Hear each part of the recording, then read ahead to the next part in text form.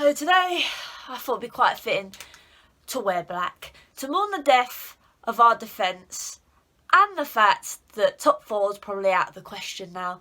And to be honest, every time I watch football I think, what is this?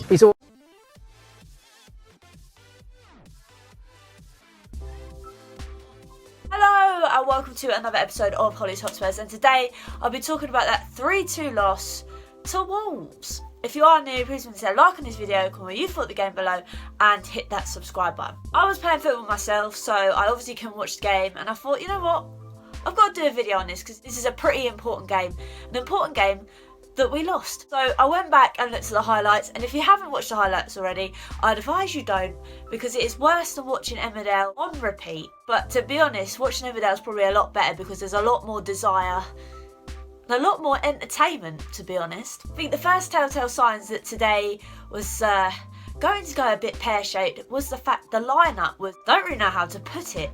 Like, I think we all knew there was going to be changes, but that many changes, We'd obviously seen Lloris out of the lineup was a big shock, and the fact we only got told that he got a groin injury just before the game was a bit annoying. So we saw Gazaniga come in, which I wasn't too concerned about because Gaza has played alright when he stepped up to become #1 goalkeeper when Lloris was out. We had Serge and Davies in the fullback position, which could either go two of one ways. They both have a really good game or a blinder of a game. We then had a Tanganga and Sanchez in the middle, which, to be honest, I was a bit concerned to see Toby on the bench. I don't quite know why that was. Maybe he's saving him for the Norwich game on Wednesday. We then had Dyer starting, which we all know my thoughts about Dyer, so I'm not going to go dwell on him too much and get a bit downhearted about him, but we'll leave him. And then we had Winksy also, who was captain in the side, which I thought was quite nice, and hopefully he'd live up to that reputation and play really well today.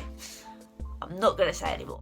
We then had Stephen Bergwijn, Lo Celso, Lucas in that middle bit, and then we had Dele up top by himself. Although early on we looked quite positive and I thought we might have grabbed a goal in the early couple of minutes, every time Wolves attacked I also thought they were going to score because of our dodgy, non-existent defence. Oh, Pedro Neto. Oh, beautiful. Oh! This is going to be a goal. Although saying that, relentless attacks wave after wave, we finally get the opener in the 13th minute when this happens.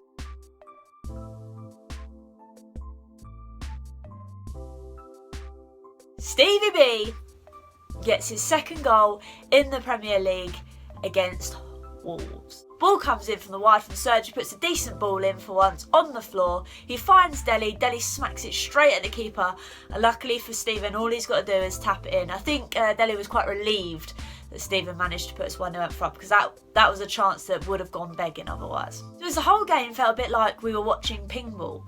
We'd make a mistake, lose the ball, Wolves would then get the ball, make a mistake, and we'd win the ball back. It was never really consistent, shall we say.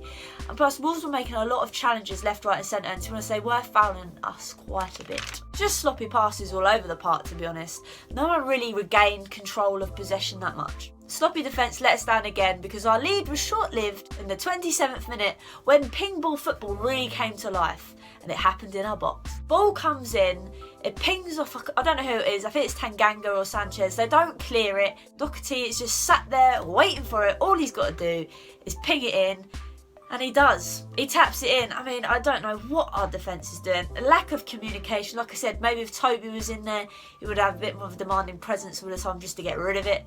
They just ping balls around and we go 1-1. This was just a constant theme throughout. If I was going to put this into a TV programme category, it would probably be a thriller. Because our defence were just getting murdered. But not even murdered by the opposition. Yes, Wolves were very good, but we just make our own mistakes all the time. Then the 44th minute, when I thought all hope is lost and we're going to go into the half at 1-1, Serge Aurier steps up to the plate and fires one back post. It was a curly-whirly.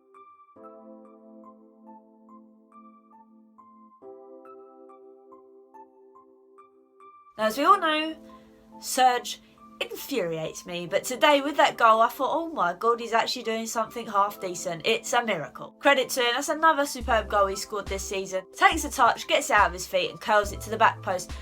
Goalkeeper's got no chance there. So we go into the break at 2-1 and I'm feeling a little bit happier. Then the whistle for the second half goes and it all goes to pot. The funeral is being written as we speak. So I play more predictable passes, back, left, right, like there's no quick play whatsoever. And in the 56th minute, we were punished again. It was much like Wolves' first goal. A cross comes in, no one deals with it, someone hanging back post, bang, tap it in, it's 2-2. Credit to Wolves, it was lovely build-up play. It creates some space, allows the Wolves player to put the ball in on the floor again. There is 3 Spurs players that managed not to intercept it or kick it away. 3, it goes straight past them. Wolves players hanging back post. No one's managed to track back quick enough to be able to put him off, and he slots it home. Yet again, we do not defend. Our defence, honestly, is something else. And we all thought, right, okay, a draw isn't bad. It goes from bad to even worse. Take a look at this.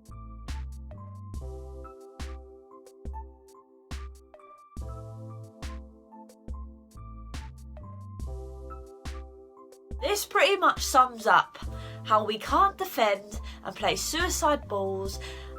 And to be honest, defence just needs to get in the bin. We need a whole reshuffle, if I'm going to be honest. I'm fed up of sitting here week in, week out watching that crap because, yes, okay, we play lovely football going forward, but we can't defend for the life of us. Jota then finds a pass to Raul, who has about 6 years to keep driving at our box. He scores and puts 2 Spurs players completely on their arses and puts it past Gazzaniga. To be honest, I am losing the will to live, to be honest. That was an important 3 points, then it went to an important 1 point, and then it went to nout. Something honestly needs to be done about our defensive play because it was so easy. He likes to Jota, he spins at least 3 players, has a running race with Sanchez. Sanchez gets destroyed. He picks a ball out, which is pretty much across the pitch. I don't know where anyone is. Finds Raul. Like I said, Raul's got 6 years to do what he wants with it. He gets in the box, puts 2 players on the floor, slots it home. Pretty much sums us up right now. Get me to the end of the season. I want the summer so bad. I'm fed up with people blaming Jose as well. What's he supposed to do when he's got a team that's so thin on the ground? I just fed up. Hopefully we beat Norwich on Wednesday. We need something to lift the team up, and we obviously need a trophy this season. It's been far too long, as I keep saying. But yeah, I mean, I'm trying to keep positive, but it's not really working. But thanks again for watching. Comment you thought the game below and what you think needs to be done. And I'd also like to point out as well, Troy Parrott, okay? I was amazed that he was on the bench. I was not amazed that he got 4 minutes, if that. If you're going to give him a chance, at least give him 10 minutes. What have we got to lose? I don't know. I think that's the one thing Jose pissed me off about yesterday, was the fact that just didn't give Parrott enough time to adapt. Hopefully it'll go up to 6 minutes next week, you never know. But yeah, thanks again for watching, and remember, come on you Spurs.